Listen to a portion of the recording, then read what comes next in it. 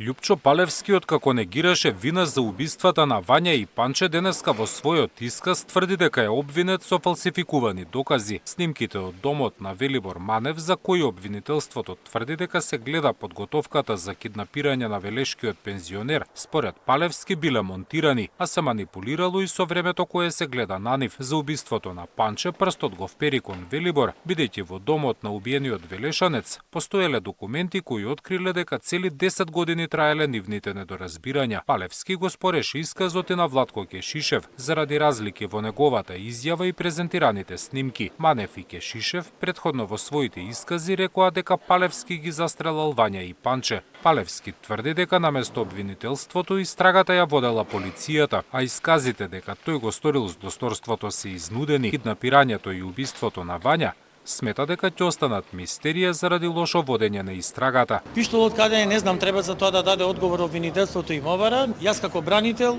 и одбрана и Љупчо Палевски цело време бараме да биде вештачена чаурата, со која чаура би се утврдило дали е пукано од тој пиштол што е спомнат на Боре Видевски или од некој друг пиштол или од Црн Пазар.